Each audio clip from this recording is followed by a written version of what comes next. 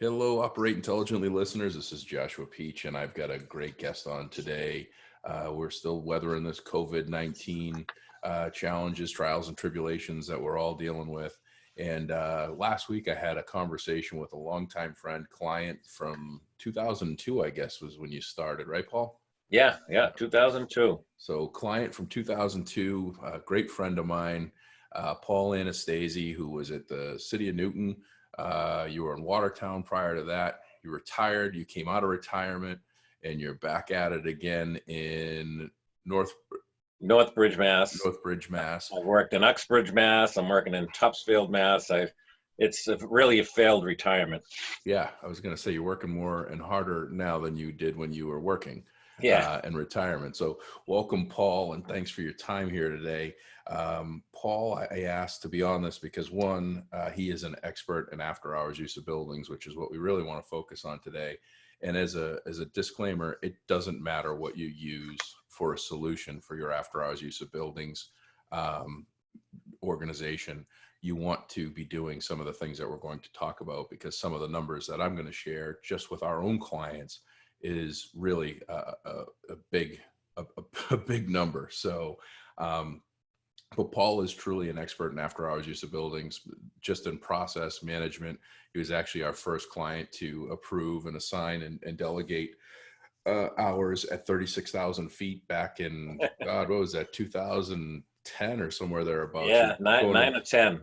You were going on my way to Alaska. Yes, I remember that. So, so Paul's an expert, and a week ago we were talking. He sent a survey out to his membership at the Massachusetts Facilities Administrators Association, asking, what are people doing?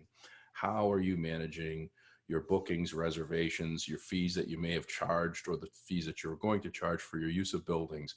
That's your pickleball tournaments, your Mothers Against Destructive Decisions, Girl Scouts, anyone that uses your building after hours, after the school's out. And it posed a question that I went and pulled some numbers from our database of 1,600 plus education institutions in the country. And I pulled the number of events that have been booked from March 1st to June 30th of this year. Realistically, everything after March 13th and probably to June 30th is going to be canceled. It's not going to happen. There's not going to be any events. But in that time frame of those 3+ months, 1,600 institutions, we have almost 1.5 million events totaling 6.3 million hours. That's a lot of hours of use. That's a lot of events. And if you aren't going and canceling and restructuring those events when you come back and the lights go back on with everybody in the building, it's going to be a huge undertaking. So, Paul, first and foremost, what was some of your findings in your conversations with your membership and the survey that you put out, and what's some of your personal thoughts and feelings? Well, I think what I found most of all is that people aren't thinking about this right now. Mm-hmm. We're in a lull here in Mass. I'm not sure where it is across the country, but originally we did the scramble. Let's keep the kids safe and let's clean every night when they're gone and clean through the weekends. And then the kids went away, and it was like, we got to get through the buildings and get everything done and cancel events. Don't let anybody in. And, that kept us crazy for 2 weeks. And now we're in week 4 or 5, and we're kind of in a lull, and most people are home. We've sent most home. We've got a skeleton crew on.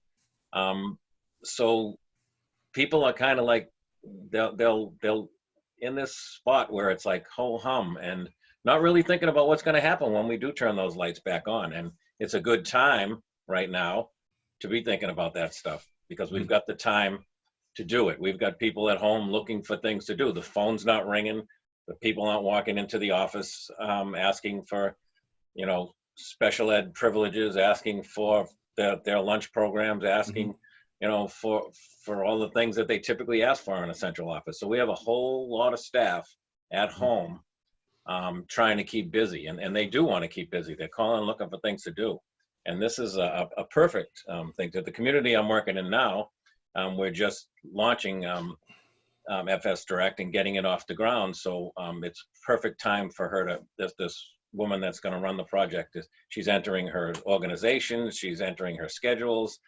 all of the requesters and things like that that she can do now, and doesn't have to do it between doing payroll and answering the phone and putting out an HR package to someone that's a new employee. So I'm finding that right now it's a good opportunity to get this stuff done.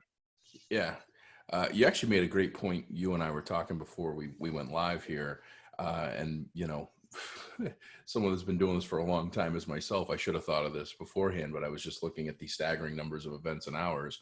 You made a point of saying, if these events don't get canceled in something, whatever they're doing, and if no one's notifying the BAS controller, or they're not using, you know, an automation tie-in, those events are still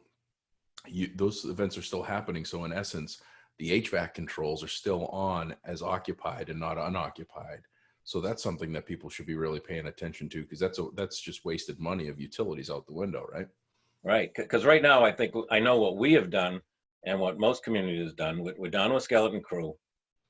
Here in New England, we're getting into our warmer weather. It was, you know, in the 50s today. We've ordered all the boilers off, so we're not burning oil, we're not burning gas. We want to save on that. The lighting is all turned down. Most everybody's got motion detectors now, or the ability to just turn them off. So everything's off 24/7. We're down. I have one person in each building, and you know, I told them to dress warm because it might get a little cool in the buildings.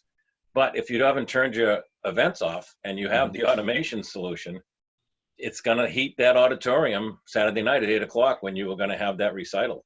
Yeah. Or you know, Sunday afternoons for church, or you know, later in the afternoons when school's out, and you know, you have the Girl Scouts coming into a lecture hall or something like that. All those large spaces are going to take up an energy suck, where people have really tried to shut it down right now and save what they can. Yeah, we've got a lot of folks. You know, the majority of our followers and listeners are facility professionals like yourself, but we have a pretty significant amount that are learning, or that are, you know, directly tied somehow to the facility professionals. You know, I get to ask this question pretty frequently, and I don't know the exact answer, but you know, ballpark, what do you figure it costs to run a gymnasium, lights, heat, air condition for an hour? Like, what is that? Oh, naturally it's going to depend on the area of the country that you're in, but an hourly cost, I know back when I worked in the city of Newton, for us to turn on all the buildings in the heating season for one day, it was like $13,000 for 23 buildings. That's for a day. So that you can do the math there and break it down hourly on a winter's day. Yeah. It's crazy. It's a crazy amount of money that just, especially in the large spaces, the gyms, the auditoriums, the spaces that everyone wants to use after hours. Yeah. What did you find as far as you know, the people that you talk to and kind of what you're going through? What did you find for experience, or what the work that they're doing now with regard to their events? What are they, you know, is there a standard protocol that you were seeing? Were there any consistencies? Were there any inconsistencies? Well, some of the questions, you know, I asked were, do you reimburse? Can you reimburse? You know, in a public setting, a lot of times you have to keep things within a fiscal year. We're coming to the end of our fiscal years, June 30th. And, you know, what if you had events that were going to run June 15th and 20th, and you're going to invoice after that? How would you get them paid? Or if they're going to be not canceled until June 15th, how do you reimburse them? I found that most people here have a revolving account that their money goes into for using their buildings after hours, which is, it's much easier than dealing with a public budget. So you can carry money over from one fiscal year to the next. I'm finding that a lot of people use that revolving account to take care of the spaces that are rented out after hours.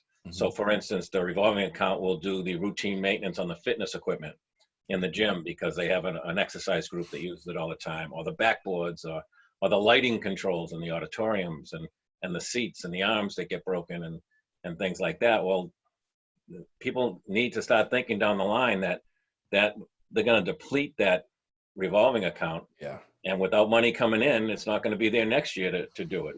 We're so used to have a constant rollover, because buildings, you know, public buildings now, especially schools, they're used 7 days a week. As much time as people can get in them, they can use them.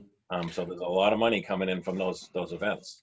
Well, I think when you talk about depleting the money that you have now for events that are booked for this budget year, if you're keeping or hanging on to those fees for events that aren't happening, i.e., you're not canceling, your rescheduling or postponing to next year, that space is going to get additional wear and tear with no funds out of the upcoming fiscal year. So Correct. So it's something that folks need to really kind of think about and forecast. And that's one thing I just thought of. You know, you're always great with reports and forecasting and being able to tell, you know, within a barometer of how much you're going to rent your space most likely and how much you stand to recover. This is going to be a huge differentiator in that number, because you're going to actually have your rental numbers probably go higher, but your income or revenue generated be lower, because you have funds being held from this year, which people probably need to be a little bit more aware of as well. Right. But most of the regulars will, you know, give them a credit into next year's use, because they come back year after year. Mm-hmm. The one-off people, we're gonna, you'll see people getting checks back and refunds. Mm-hmm. But most of the you know, the youth groups, the youth soccers, the youth baseballs, But those will probably just be canceled until next year. They're not going to. They'll be canceled until next year. So that money's not going to come in, and you're going to have them still come in next year. And there's a gap of time missing there that, you know, Mm-hmm. income wasn't coming in, and some refunds went out, but now we're giving back the facility without income coming in anymore. So you guys are in a unique situation where your staff has something to do and they're actually setting up the system and doing that, which I think that if anyone's in that world where they really want to get a handle on things, they want to evaluate what they're using and do something. What would you say would be the top 3 or 4 things for someone to do just with their existing process or system right now? Like I'm a school, Anytown, USA. My staff's gone 5 weeks ago. We've had to reestablish and try to figure out our new normal. This may or may not be on the radar screen. What should someone do right now? What should be the things they should address, and how? Well, I think it was interesting when I sent out the survey and got the answers back. What I read into it was, and you know what it's like reading email, that there's no formality to it. There's no highs and lows in people's voices. So you try to make the best out of what they're actually saying and feeling. Mm-hmm. They were reporting what they typically do. They refund money. They credit into next year. They will stop their bookings, but no one really said we've done that. Mm-hmm. So I thought that was interesting. They told me what the process is, but no one said we have done this. Right. So I think to start out right off the bat, I would cancel anything that you are 100% sure will be canceled. Mm-hmm. Stop that event, stop the clock ticking, and that'll shut down our automation and all that stuff. People have time now. I would invoice what can be invoiced. We're not in the buildings, but business is still going on. In schools, people are still getting paid. The business office is still running. Checks are still getting sent out. So most organizations are running their business stuff from home. So, or even going into the office, you know, when they can to do it. So I would get invoices out and get people up to date. Now's the time to do all that upkeep that we're always trying to play catch up on. Mm-hmm. And then it was a real interesting reply to the question I asked was, what do you think would be a realistic time that we're going to reopen? And that was, you know, that was all over the map. But some people said we're canceling everything for the rest of the school year. Some said we're going by what the governor says, and here the governor said May 4th, I think, right now. Mm-hmm. We're waiting for that to be updated. Most people think it's going to go later in May or maybe even into June 1st. And I know I've heard on the news that some states have even canceled their school year. Mm-hmm. So I think if you have a definite decision by your administration, I'd get everything canceled and get everything up to date to that date. Right. And then start planning on, you know, what's next? How are we going to bring people back? Mm-hmm. Are we going to have summer programs? My personal opinion is I think when we do get back and they tell us, flip the switch and let's go, that schools are probably going to be used for school events just to get started. Right. I think it's going to go back to the old days where schools were used for school. They Right. weren't used for church. They weren't used for funerals and wakes and everything else that everyone's using schools for nowadays. And then it will slowly roll out to where we were before this shutdown. Yeah, well, I think you make a great point. I know in the state of Massachusetts, I know that I think it's the state of Virginia, the state of Oklahoma. There's 3 or 4 states that are canceled through the end of the year, and the assumption would be if classes are canceled, then all events at the buildings are going to be canceled. But you make a good point. Like where we are in the state of Massachusetts, it's May 4th, so you should be canceling all your events up to May 4th. There aren't going to be any events in your buildings until then.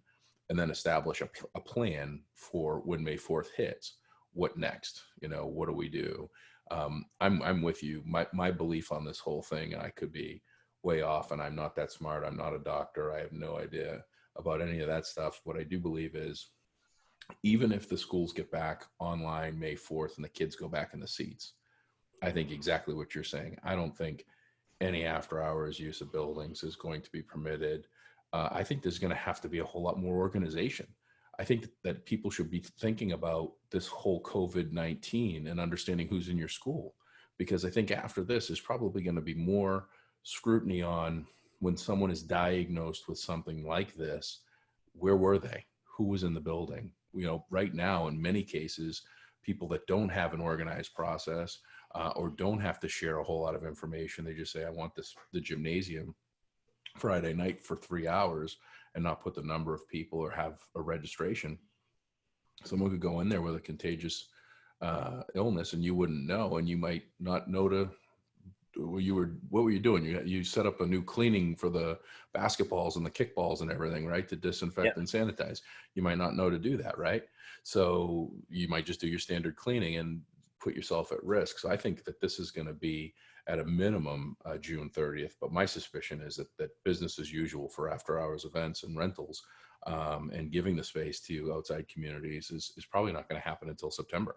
But to plan based on what your governor is saying for when you potentially could open up, at least cancel through that point. Like no one should have in Massachusetts, no one should have an open after hours event right now up to May 4th. Right. Correct. So, and then when it does reopen, how are you going to roll it back? How are we going to get back to where we were? With the system that we have now, we can open it to school use, and so people can book their events for school use. And then, who's next in our line? It's usually the nonprofits in town. So we open it up to the youth soccers and the Little League baseball and the Girl Scouts and Boy Scouts. And then we roll it down to Joe down the street that wants to have a birthday party for his daughter with 200 kids. And those are the things you got to be thinking about now. How do we roll it out once priority listing? Yeah, once the switch is flipped, everyone's going to want to come back to the buildings, and you're going to need to control that, and you have to do it with the systems that we have. Yeah, no, those are good points. Any closing comments, thoughts, ideas? What do you say about all this stuff? You've come out of retirement. Do you want to retire again at this point? I'm amazed that you're keeping it all. You're always just so darn light. You're smiling and handle everything so well. What's some words of wisdom or some advice for some folks that might be struggling out there? Well, I used to say before that when we went into a snowstorm, for instance, or a large storm here, and the teachers were saying one thing, superintendent was trying to think of the best thing for the whole system, and the facilities people, they're the people that need to keep it together. We don't answer directly to the public, but we're the guys behind the scenes, guys and gals behind the scenes. And I used to say I live for this. I had no idea that it would ever be to this magnitude. No one does. No one could have predicted this. But I'm looking at it as a big storm. Yep. We're in it, and we have to do what we can to keep going. We've had 4 or 5 day snowstorms where, day 2, day 3, there's nothing to do. You're in the lull, and that's where we are now. And then when it comes time to reopening the building after a storm, you want to make sure sidewalks are clear and salted and doorways are open and all that stuff. So, yeah, I'm always looking to the next step and looking forward, and I can speak for myself. I live for this stuff.